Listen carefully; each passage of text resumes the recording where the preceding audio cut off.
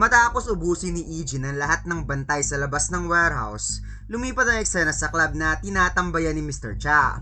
Napawi ka nga dito ang kanyang tauhan na mukhang ang gusyong cartel daw ang nasa likod ng kinakaharap nilang problema. Ngunit parang hindi din alam ng mga mukong na ito kung ano ang pinasok nilang gulo. Napasindi ng sigarilyo si Mr. Cha at sinabi na lamang niyang ganyan talaga basta pera ang inuuna. Hindi na nagtatanong bago kunin ang trabaho. Bigla namang napachange topic ang tauhan ni Mr. Cha na napatanong kung bakit daw niya tinulungan ng teenager na yon. Lalo na't ang teenager na yon ang dahilan kung bakit sila nasa ganitong sitwasyon ngayon. Kung hindi lang sana inilabas ng batang yon ang dumi ni Congressman Kim na matagal na lang tinatago, maluwag pa sana buhay nila ngayon. Napatingala na lamang si Mr. Cha dahil wala naman daw siyang ibang magagawa. Isa siyang matanda na mahina sa mga ganoong bagay at hindi naman siya pwedeng maghigante lalo na't sila ang naunang gumulo sa batang yon. Uwi ka ng tauhan, pero pwede mo naman siguro siyang tanggihan, di ba boss? Napatawa na lamang si Mr. Cha dahil wala daw siyang magagawa, kawawa naman ang batang yon. Nakidnap ang kapatid nitong babae, hindi ba? At bumalik na nga dito ang eksena mga lods kung saan napaka cold-blooded na binuksan ni Eugene ang pintuan na makikitang wala ni kahit katiting na takot sa mukha ng ating bida. Napatanong naman ang leader kung sino naman ang gagong ito habang si Yona naman ay nagulat na hindi makapaniwala kung paanong napunta dito si Eugene Yu. Nagulat din itong si Dayon nang nakita ang kuya niya at dito nga na-realize ng leader na kapatid pala ng babaeng nadamay nila ang lalaking ito. Kaya napatawa na lamang siya dahil hindi daw niya inaasahang may ganitong mga eksena na talagang hinahanap ng kuya ang kapatid niyang babae na nakidnap. Kalmadong napatanong si Eugene kung nasaktan ba si Dayon. Ngunit si Dayon ay bigla na lamang lumuwa sa sobrang pag-aalala at biglang sumigaw na sinabing, "Eugene, umalis ka rito. Sobrang mapanganib dito. Hindi mo kayang harapin ang mga taong ito mag-isa." Napatitig na lamang si Eugene sa kanyang umiiyak na kapatid habang si Yona naman ay hindi maiwasang makaramdam ng matinding pagkakasala kasi dahil sa kanya may dalawang inosenteng tao ang malalagay sa panganibang buhay. Kaya sinabihan ni Yona ang leader na gagawin niyang lahat. Sasama siya kahit saan at susundin niya kung ano ipagagawa nito sa kanya. Basta pabayaan lamang ang iba at huwag saktan. Ngunit inis na sinabi ng leader, "Bakit ko naman gagawin yun ha?" Kinagat ni Yona ang kanyang dila upang dumugo, ngunit hindi na kumagat ang leader sa pagkakataong ito. Habang si Sukju naman ay hindi pa rin makapaniwala kay Eugene na kahit sa ganitong sitwasyon, sobrang napakakalmado pa rin ito at hindi man lang natitinag.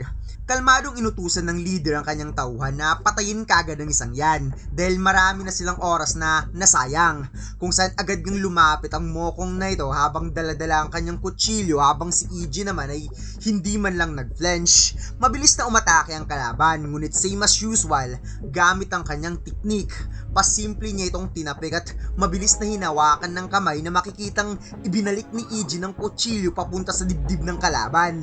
Kaya ang leader ay gulat na gulat sa kanyang nakita at kahit si Sukju at Yona ay napadilat ang mga mata habang si Eugene naman ay kalmadong sinabi sa kapatid na ipikit ang mata. Bagay na nagpagulat kay Dayon kaya dali-dali niyang ipinikit ang kanyang mga mata. At doon nangyari ang karumal-dumal na ginawa ni Eugene na parang si Song Jinwoo na nagpakawalan ng multi-late slash sa tindi ng mga hiwang ginawa niya. Napaluhod ang kalaban at sumigaw sa sobrang sakit dahil tinira ni Eugene ang braso at binti niya. Samantala si Yona naman ay sobrang na-shock sa kanyang nakita na napatanong sa sarili kung ano ang nangyari ngayon lang. Habang si Sukju naman ay sinabi sa sarili na hindi lang basta-basta nagsiswing si Eugene ng kutsilyo. Pinansala nito ang muscle at ligaments ng kalaban upang tuluyang mawalan ng kakayahang lumaban. Sinabi ng leader na mukhang hindi ata simpleng kapatid lang ng babae ang batang ito. It's like parang isang professional na bodyguard. Ngunit habang nakikita niya ang stance ni Eugene at mukha nito na wala man lang kahit anong emosyon, na-realize niyang nagkamali pala siya. Dahil ang isa daw normal na bata sa ganitong edad ay hindi kayang gumamit ng kutsilyo ng ganun kabihasa. At hindi lahat ng bodyguards ay may ganyang napaka cold-blooded na mata. Dagdag pa ng leader na hindi naman importante yon dahil mamamatay rin lang naman ang batang ito sa kamay niya. Kung saan mabilis nga na umatake ang leader dito mga lods, ngunit gulat na gulat siya sa kanyang nakita dahil tumagos lang naman ang atake niya nang bahagyang dumapa si Eugene at sobrang laki na ng opening ng bodega niya para umatake si Eugene. Kaya mabilis niya itong binawi, ngunit ang kaliwang kamay ni Eugene ay nakahawak na sa siko niya upang pigilan ang kanyang atake, kasabay ang atake ni Eugene sa ilalim gamit ang kutsilyong nakuha niya kanina. Mabilis itong napansin ng leader kaya dali-dali siyang umatras at napastep back upang magkaroon ng distansya. At ilang sandali pa ay muli na naman siyang sumugod sa pangalawang pagkakataon, ngunit pasimple lang itong sinalag ni Eugene sabay iwan ng dalawang matitinding slashes, isa sa forearms at isa sa biceps ng leader. Kaya tumagas lang naman ang dugo sa ground habang napapatanong sa kanyang isipan kung paano ito nangyari. Kaya habang nagpanghawak siya sa kanyang brasong sugatan, napatanong na lamang siya kay Eugene, sino ka nga ba talaga? Napaisip ang leader kung papaano ang isang bata ay mas magaling pa sa kanya gumamit ng kutsilyo. At habang nakikita niya ang stance ni Eugene sa paghawak ng kutsilyo, masasabi daw niyang lampas pa sa isang pro ang batang ito. Mabilis na sumugod ang leader sa pangatlong pagkakataon, ngunit this time, pasimpleng sinalo ni Eugene ang kamay niyang may hawak na kutsilyo na parang alam ni Eugene ang trajectory ng atake niya, sabay unleash ng slash sa kanyang balikat at sinundan pa kaagad ng isang matinding siko sa mukha. Nagpanghawak sa mukha na duguan habang nagpangharay-haray ang leader, ngunit makikita sa mukha nito kahit nakatamo ng matinding damage ang galit at napasabi na lamang siyang, putik kang bata ka. Agad na kinuha ng leader ang kanyang barel kaya sobrang nag-aalala dito si Sukju dahil napauwi ka nga dito ang leader, patay ka sa akin. Ngunit ang kutsilyo ni Eugene ay nauna na palang lumipad papunta sa kanya na rekta lang namang tumama at bumaon sa gitna ng balikat at chest niya, habang si Eugene naman ay mabilis na nagdash upang makalapit kagad at agad na tinapik ang braso nito na siyang nagpatalsik sa baril ng leader. Kaya isa lang namang napakalakas na palm smash ang pinakawalan ni Eugene na talagang nagpasabog sa panga ng leader. Bagsak ang leader sa tindi ng ataking pinakawalan ni Eugene, kaya wala ngang ibang naging reaksyon si Yona at Sukju kundi mandilat na lamang ang kanilang mga mata. Agad na lumapit si Eugene sa kanyang kapatid at sinabi niyang pwede na daw buksan ni Dayon ang mata nito. Dahan-dahan ngang binuksan ni Dayon ang kanyang mga mata at wala nga siyang ibang nakita kundi ang mga ngiti sa mukha ni Eugene na napasabing, nandito ako para iuwi ka na sa bahay, habang si Yona naman ay napatitig na lamang kay Eugene. Pagkatapos, lumipat ang eksena sa SW Medical Center at makikitang nakaupo nga itong si Eugene sa couch na parang may hinihintay. Ngunit kahit saan talaga mapupunta ang ating bida ay mga babae talagang napapatingin sa kanya. Ilang sandali pa ay bigla nga nag-chat dito sa group chat itong si Jayong at hindi daw maniniwala si Eugene na tinawag daw siyang gago ni Yung Chan kagabi. Kaya agad namang nagsorry itong si Yung Chan sa group chat dahil nadulos lang daw ang dila niya sa sobrang hina daw maglaro ni Jayong. Kaya si Eugene ay napangiti na lamang na napasandal at may hinihintay pala siyang tao sa loob ng psychiatrist room. Pagkatapos bumalik nga ang eksena kagabi kung saan dumating na nga mga pulis pati na rin ang security team ng SW Corporation. Nahuli na nga dito ang mga gang na kasabwat sa kidnapping, habang si Eugene naman ay nakabantay lang kay Dayon na sinusuri ang mental sa pamamagitan ng pagtatanong ng doktor. Biglang lumapit si Yona kay Eugene at sinabing dalhin daw si Dayon sa hospital para ma-check up at siya na daw ang bahala sa lahat. Paliwanag ni Yona na maaari daw nagkaroon ng injury si Dayon na hindi nila nakikita at recently lang din daw niya nalaman na pinapahirapan si Dayon ng magkapatid na Giso at Heejin Kim. Masaya siyang pinagbayaran ng dalawang yon ang kalokohan nila, ngunit hindi ibig sabihin na nasa mabuting kalagayan ng biktima. Kaya si Eugene ay napatitig na lamang kay Yona, realizing na sobra rin pala itong nag-aalala para sa kapatid niya. Ilang sandali pa ay lumabas na si Dayon sa silid ng psychiatrist at mukhang okay naman itong si Dayon at napatanong pa kay Eugene kung talaga bang hinintay siya ni Eugene ng ganun katagal. Sagot ni Eugene na ayos lang naman at napatanong siya kung ano ba ang sinabi ng doktor. Napangiti lamang si Dayon dahil sinabi daw sa kanya ng doktor wala naman daw dapat ipag-aalala para sa kanya, pero dapat daw bumalik siya next week para muling ma-check. Habang naglalakad, napatanong din si Dayon kung kumusta naman si Eugene. Wika ni Eugene na ayos lang naman siya at walang problema sa kanya maliban sa mga kaunting pasa sa katawan. Napabuntong hininga si Dayon na nagpapasalamat dahil nasa mabuting kalagayan lang ang kapatid niya. Habang si EG naman ay naalala ang mga moment nung parang nagkaroon ng breakdown si Dayon sa sobrang pag-aalala para sa kanya. Biglang tinawag ni Dayon si EG na parang may gusto siyang itanong, ngunit sa kaloob-looban niya nagdadalawang isip siya na itanong ang mga bagay na ito. At dito nga ay lumipat ang eksena kung saan chinecheck si Dayon ng doktor kung kumusta na ang kalagayan niya. Ngunit habang inaasikaso siya ng doktor, narinig niya ang usapan ng dalawang pulis na hindi nga ito makapaniwala na isang bata lang ang gumawa ng lahat ng ito at halos lahat ng kidnapper siya daw ang nagpabagsak. Pero nagdadalawang isip din sila kung posible nga ba yung mangyari. Kasi kasing edad lang ni Miss Yona ang batang yon.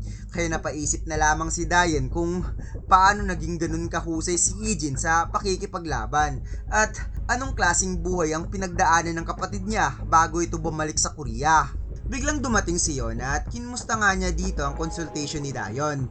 Wika ni Dayon na kakatapos lang at narinig daw niyang si Yona ang nag-arrange ng consultation para malibre ang lahat at hindi na sana kailangan pang gawin ni Yona yon.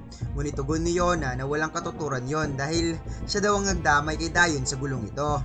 Kaya si Yona ay muli nga ditong taos-pusong humingi ng tawad kay Dayon. Nakiusap si Dayon na huwag na mag-apologize si Yona dahil ilang beses na rin itong humingi ng tawad sa kanya at saka biktima rin naman si Yona sa gulong ito. Habang si EG naman ay walang emosyong napatitig sa security ni Yona hanggang sa nakaramdam nga ng intimidation ang bodyguard na ito sa mukha ni EG na hindi man lang halos nagkakaroon ng reaksyon sa mga nangyayari sa paligid. Awkward ngang napatanong itong si Yona kung nagpa-check rin ba itong si Ijin.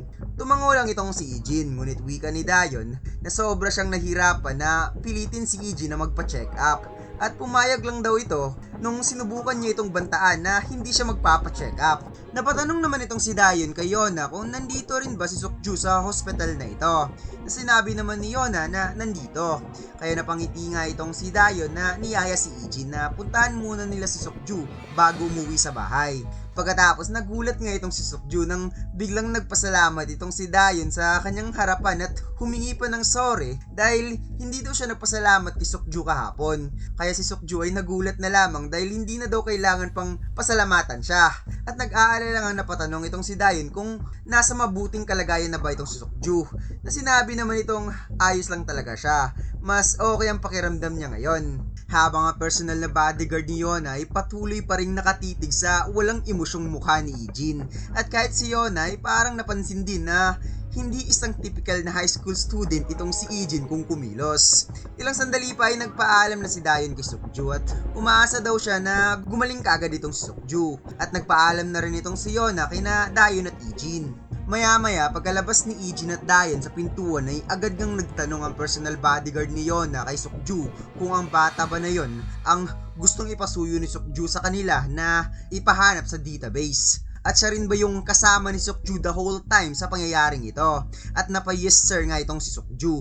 Sinabi ng bodyguard na hanggang ngayon hindi pa rin niya maisip kung paano nangyari yon na ang isang napakapayat at napakabatang lalaki ay nagawang man-neutralize ang ganun karaming kidnapper.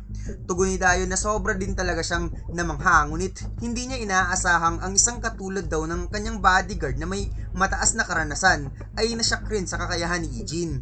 Nakaagad nga sinabi dito ng kanyang personal bodyguard, hindi yun isang simpleng usapan lang ng isang batang nakatalo ng isang grupo ng mga kalalakihan.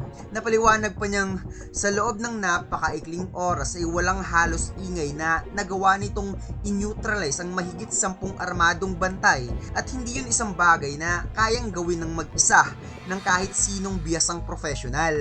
At ang mas kahanga-hanga pa rito, wala siyang pinatay kahit isa sa kanila. Sa halip ginawa lang niyang parang walang kakayahang lumaban ng mga kidnapper na yon. At dagdag pa ng bodyguard na base daw sa mga hiwa na nakita sa dalawang lalaking natagpuan sa loob ng cargo container, sobrang husay ng batang yun sa paggamit ng kutsilyo na parang ito ay nasa antas na sobrang napakahirap makamit sa isang aktwal na laban at kailangan din nilang i-consider na ang mga lalaking yun ay mga retiradong sundalo.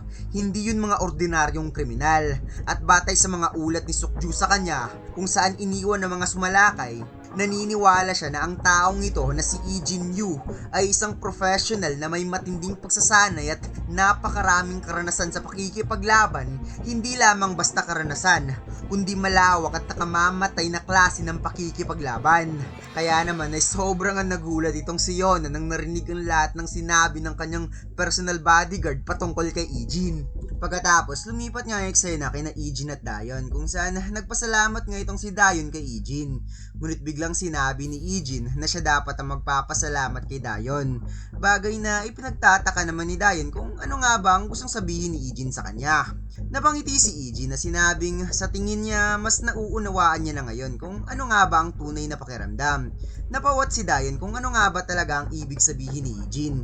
Ngunit sa isipan ni Ijin, sinabi niya na yun ang unang pagkakataon na may isang taong gustong ilagay sa panganib ang buhay para sa kanyang kaligtasan na hindi pinag-iisipan. At sinabi na lamang ni Ijin kay Dayon na yun ang unang pagkakataon na nakaramdam siya na mayroon siyang tunay na pamilya. At dito lang nagtatapos ang chapter na ito mga lads. Kung saan nakalimutan mag-like, comment at mag-subscribe sa ating YouTube channel at mag-follow sa ating Facebook page. Salamat!